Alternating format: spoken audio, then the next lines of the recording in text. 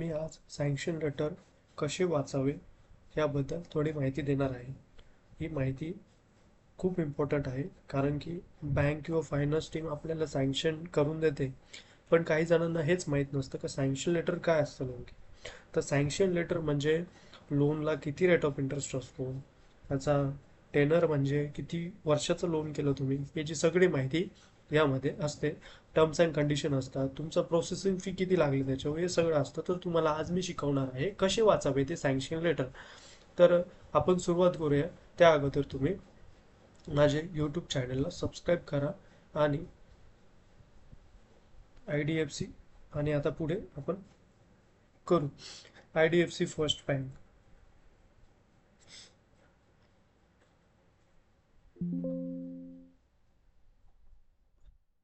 तर आता पुढे मी सांगतो तुम्हाला. तर आपल्याकडे सँक्शन लेटर आहे, इथे नाव असतं तुमचं, पत्ता असतो, करंट रेसिडेन्स ॲड्रेस असतो. जी प्रॉपर्टी घेणार, जर होम लोन केलं तुम्ही, तुमची प्रॉपर्टी मुंबईला आणि तुम्ही राहता सध्या नागपूरमध्ये, तर ती मुंबईचा ॲड्रेस नाही येणार तिथे.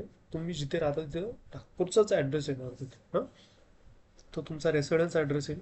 इथे डेट येईल, लोन ॲप्लिकेशन नंबर, इथे मोठ्या अक्षरात नाव येईल sanction letter. Dear sir madam, application for loan against property. आता ही लोन अगेन्स्ट प्रॉपर्टीसाठी आहे, पण तुम्ही जर होम लोन अप्लाय केलं तर होम लोन नाव येणार इथे. जर तुम्ही अप्लाय केलं, जर होम लोन केलं तर होम लोन येणार, पर्सनल लोन केलं तर पर्सनल लोन येणार. इथे तुमची सँक्शन अमाऊंट येणार. इथे जशी सँक्शन अमाऊंट आहे 1,28,00,000 ओनली. बरोबर. Term of loan, term of loan म्हणजे किती वर्षाचं लोन केलं ते मंथ वाईज असतं. 300 म्हणजे 25 वर्ष, 240 म्हणजे 20 वर्ष. होम लोन जास्तीत जास्त लोक 20 वर्षाचंही करतात, जास्तीत जास्त 20 वर्षाचंच करतात लोक. पण ज्यांना टेनर जास्त पाहिजे ते 300, 360 म्हणजे 30 वर्षापर्यंत पण करू शकतात. Rate type floating. फ्लोटिंगचा अर्थ काय असतो? फ्लोटिंग म्हणजे RBI जसं न्यूजला येतं, आपला रेपो रेट चेंज झाला, रेपो रेट चेंज झाला, तर ते याच्यावर असतं. फ्लोटिंग म्हणजे रेपो रेटनुसार. असं जसं रेपो रेट आहे 6.50 आणि त्यांचा MCLR बँकेचा रेट आहे 2.85, तर टोटल रेट झाला तुमचा 9.35. बरोबर. नंतर इथे दिलेलं आहे number of advance EMI 0. Life insurance किती तुमचा, तो कोणत्या कंपनीचा आहे ते पण बघायचं. त्यांच्याकडनं लाईफ इन्शुरन्स कव्हर केला तर त्यांना म्हणायचं आम्हाला पॉलिसीची प्रिंट द्या.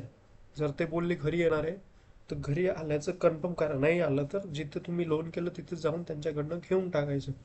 जनरल इन्शुरन्स, प्रॉपर्टी इन्शुरन्स हे सगळं चेक करायचं. जनरली लॅब लोन करत असाल, होम असेल तुमचं घर, हाऊस प्रॉपर्टी कन्स्ट्रक्टेड असेल, तरच त्याला जनरल इन्शुरन्स येतो, नाहीतर येत नाही.